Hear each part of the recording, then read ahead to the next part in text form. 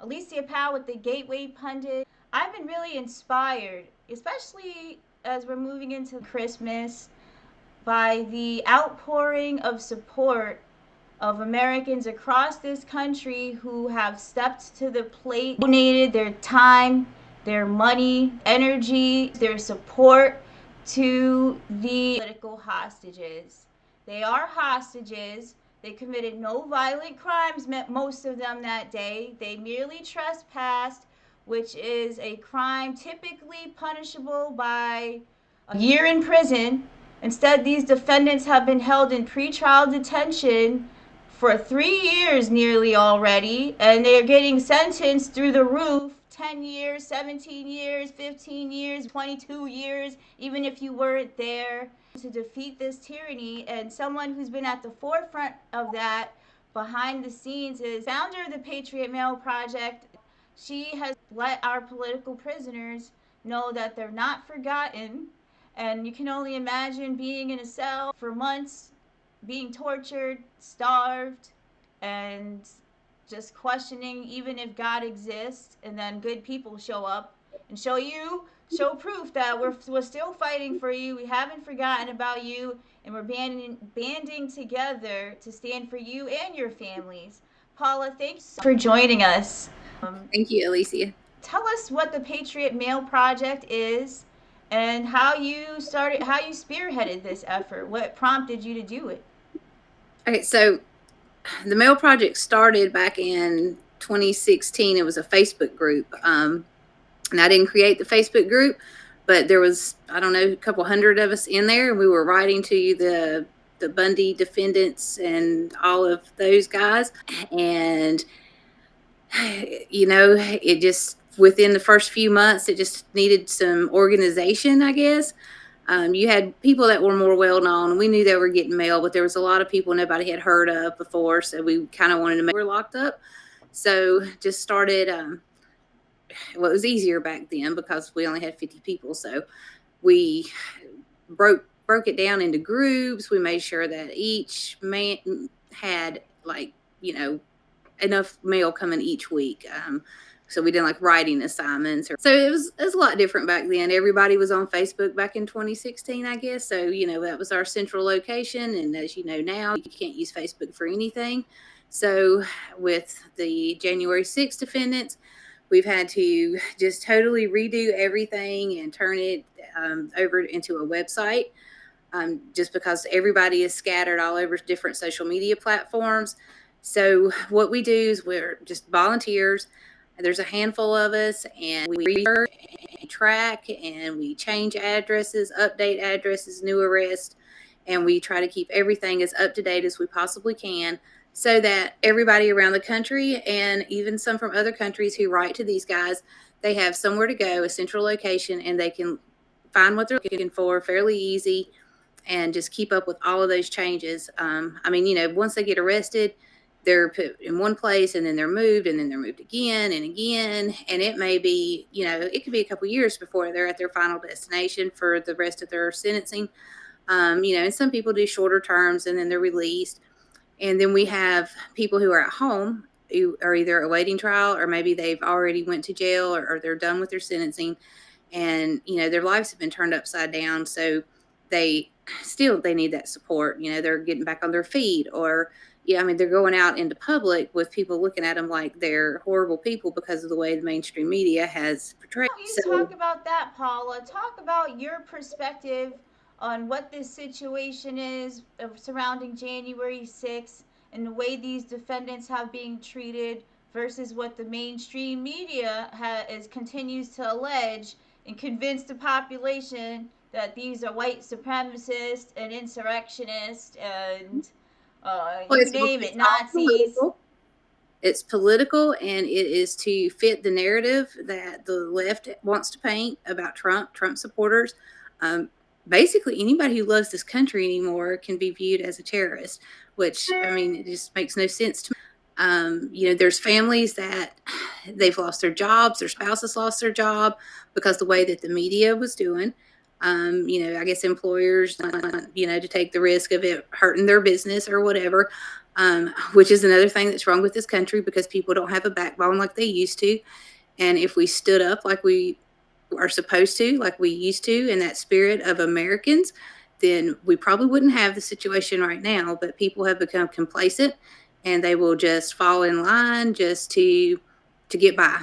Um, you know, I don't understand it, and I hate it for these guys. I mean, it's turned their lives upside down, and I hate to just say guys anymore. It's women and men.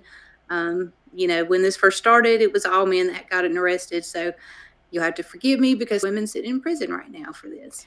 Mothers, a mother of 8, a mother Grandmother. of 5, a grandmother, even if it's for 2 or 3 months, it's Yep, it's catastrophic. It's to the Constitution, and it's it is. absurd. It's illogical. Like, really, we're living through the infiltration of the United States and a war happening right in front of our eyes. We're living through it, and this is like what we saw in World War II. Like, we need people power to overcome this.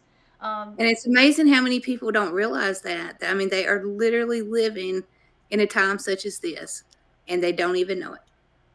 that's So, the obstacle. That's the point of this broadcast. That's the mandate to raise public awareness. But also, Paula, I think there's a there's those who say this is all hypocritical because the Bureau of Prison Systems has been like this, the DOJ has been like this, the Black Lives Matter targeted as super predators can tell you their family members have been over incarcerated and over prosecuted for petty crimes for decades. At least they would argue that, and statistics would show that. So, what are your thoughts on that? Because I feel like this is an I think there's an opportunity to reform this carcinogenic bureau of prison system. I'm appalled. well, I mean, I think there's more than one issue here. So I do believe that there is a problem with our prison system. We have prisons for profit. All right. So if it's prisons for profit, that's it. They want to make a profit. So they're not designed for, I guess, for the justice that they claim that that's what is going on there. It's designed to keep people coming back or to keep people in there for lengthy times because that's where the money's made. Their accommodations, if they can save money by treating them poorly or not giving them what they need, well, that's more on their profit, their bottom line. I don't think that we should allow prisons for profit. Um, I mean, I don't think we should be profiting off of human beings, is what they are. And and I get it. There are people who have done horrible things that they do need to pay their debt to society. You have murderers out here and rapists and everything else. And there is a need for a system that addresses those issues, and but the goal should always be rehabilitation. I mean, That's the and that's the that's the remarkable thing. You see the rehabilitation centers or the institutions in our countries, the prisons or the psych wards. That's no mhm. place for rehabilitation. That's a No, it's place not. where you risk suicide or a homicide What just to does it give you survive. true rehabilitation at all in anything to do with our government? I mean, if you think about it, think about drug addicts right now. Okay, so if they are going to rehab, what does that consist of nowadays? I mean, it's usually they send them somewhere that's ran by the government funded, and they're giving them synthetic drugs. What does that do? So they're just trading one habit for another. So, I mean, I don't think that there's any sincerity in rehabilitating anybody with any of the issues that our society faces. It's all a money making scheme. Why don't I mean, you unless you are afforded, I guess, if you can afford to go to maybe a good facility that's private, maybe there's some good help there for it all people. But became more pronounced and more able we're all able to call a spade here more because thanks to COVID. You yeah, don't go to the hospital if you get sick, they're going to kill you there. Don't go to yep. the psych ward because you're going to get a cocktail of psychotropic drugs Mhm, to get body snatched. And that's now mhm. there's an increase in bipolar and schizophrenia, and that's on the rise, and mental illness. But I don't want to divert away from the political prisoners and Yeah, so our many country has so horrible many stories of problems. It's hard torture. not to get off the rails. So, So many horrible stories of torture coming out of this prison system. I don't think Americans are quite aware because it's only a few handful of outlets who are exposing this.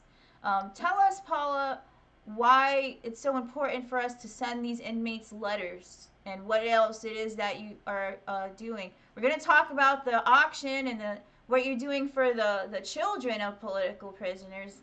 But why is it but so important first that we write letters? the mail is important because I mean you got to think. I know they're not completely isolated nowadays. They do have means of communicating outside, but to be in their situation, all I can think of is they see the mainstream media, they see how they're being portrayed.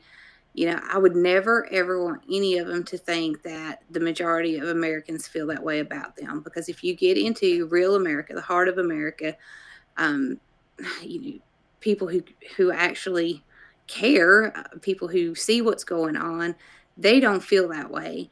So by them getting letters from people that they do not know, they have no idea who these people are, but they do become friends with them. I mean, I've even heard that some have gotten really close, and I think that's wonderful.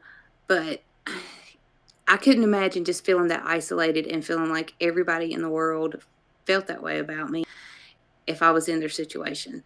So, just to get those few words, and it doesn't have to be much. A lot of people they freeze up or they say, "I don't know what to say. I can't write. I'm worried about I'll say the wrong thing." You don't even have to say a lot. I mean, if you drop a few lines, "Hey, I hate that you're in there. I don't agree with what's going on. I don't agree with the way they're treating you. I'm praying for you. I hope you get out soon. Thinking about you." I mean, just a few words.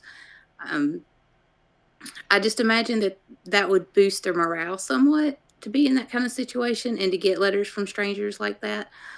So, I mean, I that is the absolutely main agree. I goal. know for a fact. I mean, just think about this. Being in a 6 by 8 cell for 10 months, 12 months. I believe the Proud Boys were held at 17 months or 22 months in a solitary confinement 6 by 8 cell with no windows, allowed out of the cell for 15 minutes to use a microwave, make a phone call, and shower. I guess you get an hour all together, and then you're back to darkness and 20-degree weather and 20-degree temperature in that cell, freezing, and Mm, you're not sure if anyone's coming to save you. It could yep. just be forever in there. You could die in there, and this is a dire situation. And also their families. That's a whole other part of this equation. The Hmm. government is also tormenting their families. Paula, how many times, like how much more during since Biden has taken power, have you felt a fear of the FBI knocking on your door or that you're being surveilled, especially be taking a leadership position to be there for the political prisoners? Well, I mean, I'll be honest, it crosses your mind. You can't help that. But I've got faith, and I know that I can't stop what I'm doing. That I just have to keep my faith in God, and I have to keep going. I don't know how I ended up really doing what I'm doing. I take that back. I shouldn't say it like that because I do know. I mean, it's the hand of God, and if you just listen to what He wants you to do, and you just do it, you just have to have that faith and keep going. So, um, yeah, my nerves get a little racked sometimes. I was there that day. I didn't go inside, and with doing what I do now, it's yeah. I mean, it's in the back of your mind, but you can't live in fear and you can't live with your head in the sand. So, we all have to be doing something. And all of us are going to be called to do different things. And all of us have different talents. All of us have different drives. And you just have to find what that is for each of us. And, I would hope that more Americans will start doing that. I see a lot of that now. And, it's people that you're never going to hear about. It's some people I don't even know what their real names are, but you meet them on social media, and that's fine too. But they're spreading the word, they're doing their part, they're doing the best that they can. And if if all you can do is to send a letter, then fine, that's doing something. Or if all that you're called to do is to pray for these guys, that's fine too. But, everybody has a place where they can do something. And it's the ones that do nothing that I can't understand. How many letters of support are you aware of? How many letters get sent out? Do they go to you and then to the Bureau of Prisons, or Okay, so are people if they're supporting this campaign and participating at what what rate? What does the rate look like of success I here? really, I don't know as far as the people in jail goes because it's they most of the time they'll send the letters to the prisons, and I mean that's just more economical. They're not sending them to us and then us paying to send it to them. Now, I will say that there are people who don't want to put their return address on or they don't want to send the letter directly, so they send it to our post office box and we'll send it for them, and that's no biggie. But I have no idea. I hear from some guys that they get tons of mail all the time, and then you have some that, they're struggling, they're not getting a lot of mail. So it's really hard to say. I do feel like that a lot of mail goes through our website or comes from our website. The ones that are at home, they do send the letters to them at our P.O. box, and that's just for security reasons. We don't want to post anybody's home address anywhere. So the mail is sorted here. I've got a friend, Wendy, and she does a lot of that with keeping up the post office box. And we send out, I don't know, hundreds of letters. So, So now Christmas is coming up, and as we know, these families are broke after mhm. fighting the legal battle, paying what is it, like $5,000 at least a month for attorneys Oh, yeah. and all kinds of fees. If they have to come to DC, Mhm. that's more money for accommodations Traveling and fees plus they traveling, and pay not to mention the jobs. breadwinner of their home has been captured by this administration. That's these people. It's quite traumatizing. It's like watching just innocent good people getting snatched up Mhm. and thrown in a dungeon in hell. And Yeah. so it doesn't leave my mind any day, Paula. Mhm.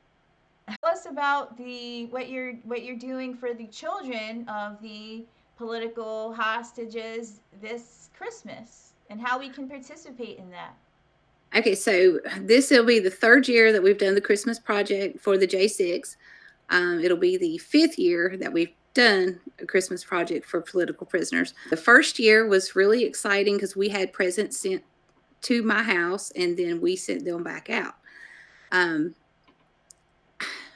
my basement ended up looking like an Amazon warehouse. And then when it come time to ship all these presents out, the cost was outrageous. You go to ship a box and it's, none of them were normal sizes because we had multiple presents in each box for each family.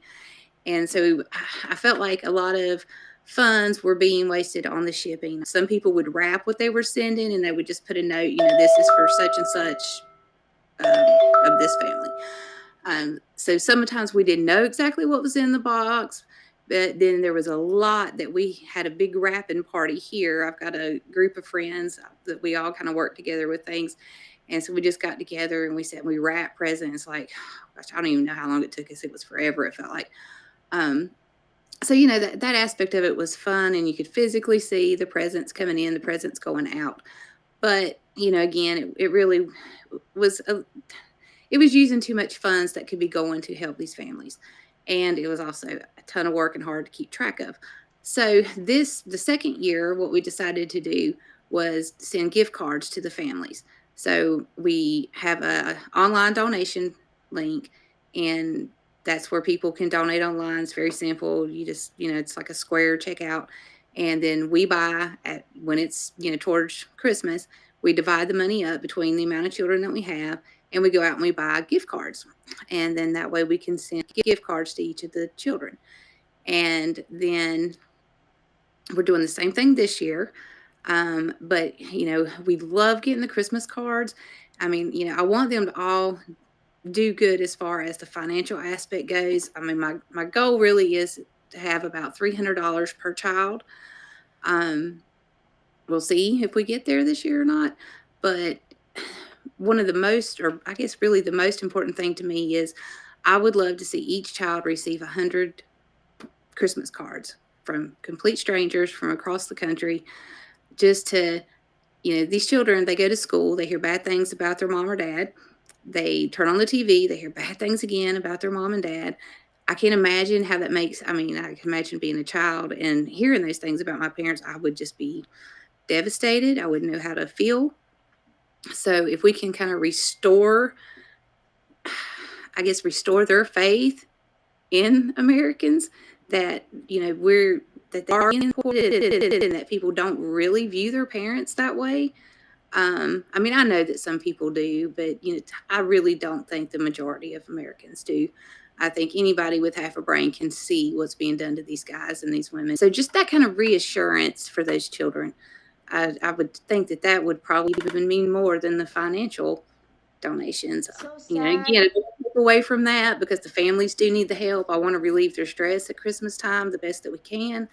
But, I just, something that can just kind of, I just bring some joy to these children and some reassurance that, people do not really look at their parents the way that they probably feel that they do. Absolutely ominous. If you do a Google search on any J6 defendant, their entire history is scrubbed from the web, except Hmm. some screenshot where they have tear gas. They're crying Hmm. through, crying and bleeding tear gas. They have a circle around their face, and the Yep. Department of Justice says they're terrorists, Hmm. insurrectionists, like they're murderers or something. Yeah. And then I know first from listening to during sentencing hearings, hearing the children come and plead to judges not to send their father or their husband or their sons away for decades. The Mhm. judge, of course, doesn't care, but and just goes and throws the book at them. And the Oh, I don't know how kids, you're able to sit through those. That would just break my heart to have to hear that. well, that's I've sat through many sentencing hearings in a row. I went to at least well, I went to Barry Ramey's sentencing. I went to each of the Proud Boys sentencing hearings. I mean, I went to Zachary Alam's trial after that. I saw John Sullivan get snatched away by the feds and thrown into the gulag with his mom left stranded last at that courthouse. Phil Albert sentencing. It's Mm. been it's been rough. I imagine so. And also, you see how the toll this is taking on their children. It's devastating, and it has taken a huge toll in their life.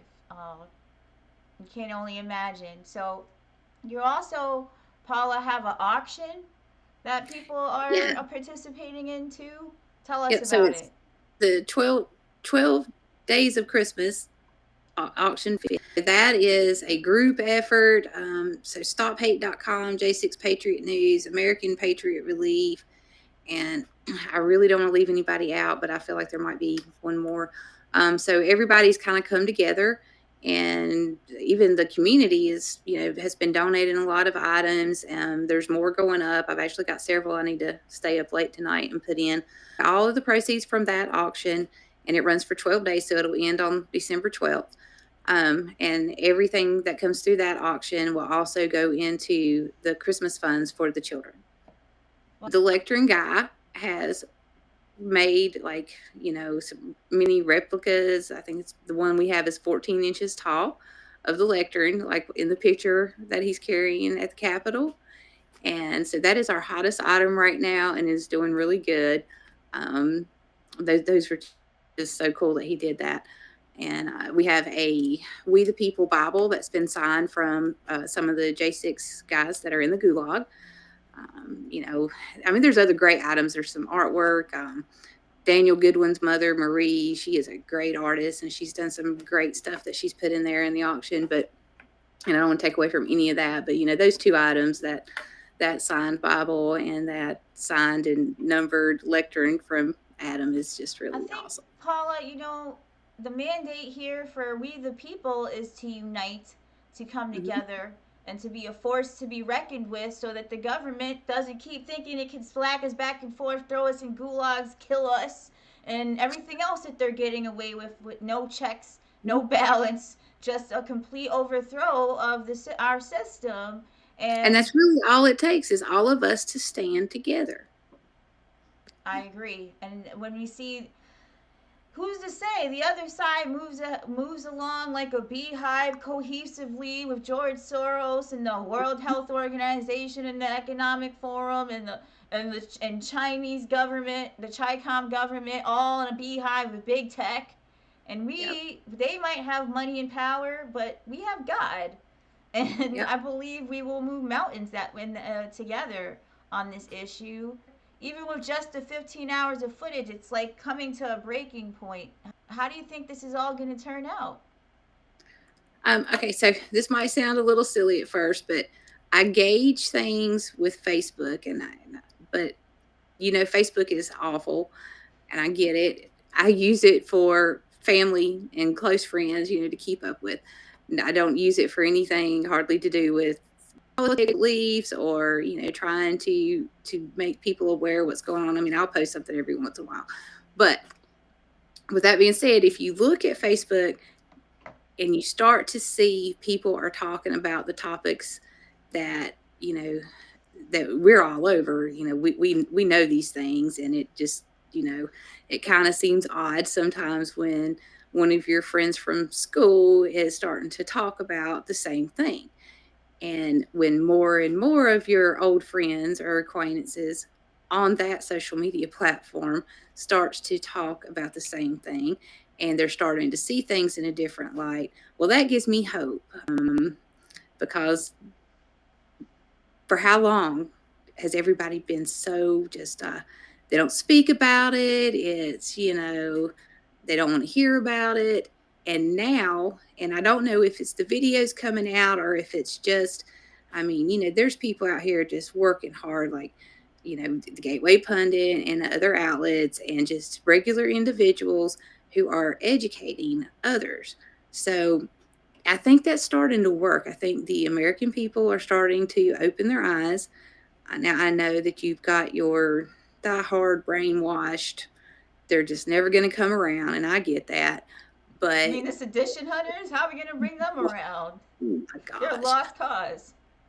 yeah, I have nothing nice to say about that at all. At least you know the But group in which I am referring. I'm not sure I, everyone is I aware of do. their existence. Yeah, so anytime a new name comes up or I'm trying to research somebody, so I type in the name and I type in January 6th, and that website comes up so much, and it makes me so mad. And like interviews that people on our side have done with some of these guys, I don't even know how far down in the search you would have to go to find links to that. It's all of the crap that comes up at the top, and sedition hunters comes up at the top, and and the Yeah, negative no, articles. not again. You could say Twitter's a little more free now. Good riddance, but you're not gonna see on the search I engine know. our work come up at the top. It's gonna be the FBI informants coming up at the Yep. top, and you gotta go keep scrolling at infinitely, Mhm. endlessly. And that's just the way it is. Now, I do have faith that the tone is sort of changing. I mean, I know we've got a long ways to go, but if you compare this year right now to last year, same time, it is a lot different. People are more aware. People are Well, at I least think questioning the it's narrative. also the fact that like everybody sees through all the lies. The Yeah, veil is being removed from everyone's eyes because it's just so bad now. It's so more obvious. This I guess you can it's say, in I your had this face, conversation earlier. obvious. It's more pronounced what dark and light is now, right? Like Mhm. people can obviously see Joe Biden is dangerous.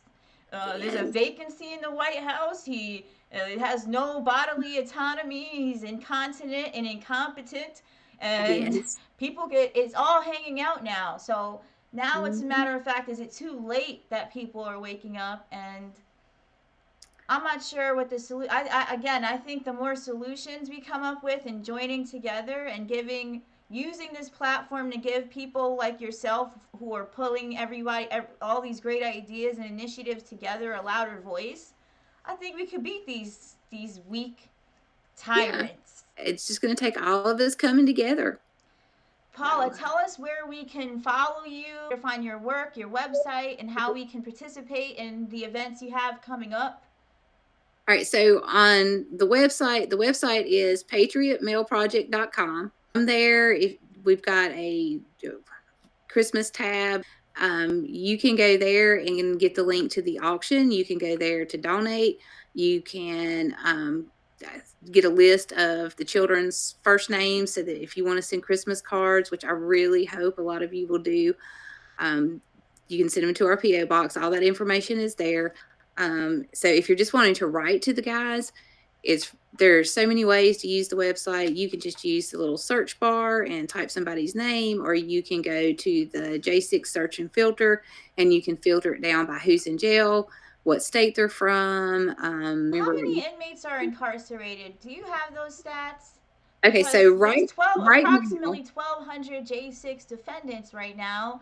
It yep, went up about 100 in the past 2 weeks, the past month. it has. So we're at 1,211 that have been charged, and that's a little off. I think I've got 5 I've got to add this week of new arrests. And we out of those, I'm showing 224 in jail. That number goes up and down. Somebody will get released, and then 2 more get put in or whatever. So those numbers change, but that's about where we're at. So it's safe to say we have at least 1,215 defendants. This is a great idea. I mean, I always remember as a child writing letters to kids during the holidays. We always had can drives. It would be great if schools start to get everyone to write to our political prisoners, our political hostages. But of course, we know that's the problem. The schools are hijacked and infiltrated by the left too. Oh gosh, could you imagine a teacher going in and saying, "Okay, class, today we're going to write to the January 6th hostage." I mean, that would I would be love that. I in would a fair absolutely love world, that. So, not this but I tell upside you, down inversion of I what get reality emails and is. calls I mean, from like I, GOP groups, like women's groups, church groups, and these people are letting me know that hey, we're all getting together once a week and we're sending mail and we're doing this, and that makes me so happy to hear that. Especially, I mean, I'm a Republican. Don't get me wrong, but when it comes to the party, like I just am always like, yeah, they don't do what they need to do. we're not But buying it for this party. I That's a whole know, other I know. topic. But then, these ladies call me and they're like, hey, so my local GOP group, all of us ladies are getting together and we're sending out a bunch of letters to these guys. Can you recommend this or what do we do here? And, that just makes me feel so good. I'm like, yes, they're doing it. And church groups, I would like to see more younger people getting involved, but, that'll come. I'm sure We have to it'll come make eventually. freedom and the First Amendment cool again. Yes. Yeah. Yes, but no one appreciates this cancel culture, and that's why everybody's seeing through, as we said, and coming over to the light. But Well, as they start losing more of their freedoms, which is rapidly happening, I do believe that this younger generation will come around. And, at the Trump rallies, look how many young people are there. So, I mean, that says but that's something. the whole point. Trump won, obviously, in 2020. No matter how much the DOJ and the mainstream media tries to act like our brains are strings on a or we're puppets or something. We know we can play Yes, elections. We I could mean, devote all of literally. us. We could have our own election symposium all day. I mean, I mean, we anybody who lived through sat up it. that night and Trump watched those already numbers won is the change, bottom line. I just don't know how you could not know what happened. If you were watching everything live that night and the numbers were great, and then all of a sudden it's like, whoa, what happened there? It was unreal.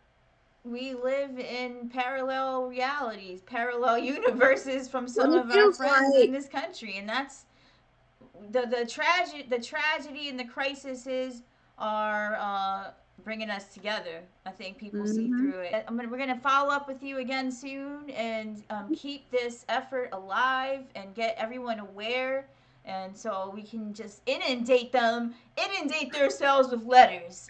Like the jail prison's never seen so many letters in all of its existence. That would be And great. here's the good thing about this, like the January 6th political prisoners are like a shining bright light in these prisons because we have the media, we're following them there as much as possible. We're shining a light on this stuff that has just been get going on forever in this hellish bureau prison systems. And now maybe this can institute reform. I Right. I know mean, these think guys about intend to reform it when they get out. yep, think about some of those guys that they're in there with that, are going to come out of there like, wow, guess what I learned, and they're going to take that to their communities. And, I mean, and, God works in mysterious ways and he has a purpose for everybody. And, at least we can find some good things out of this, I guess. It's kind of hard, I know. We have no choice, It's right? What else right. are we gonna do? Succumb to But depression? there will be good things that come out of this. We just have to be patient. Yes. Well, thank you so much, Paula. We'll be in Thank touch you. soon, and thank you for all that you're doing. God bless. Thank you, Alicia.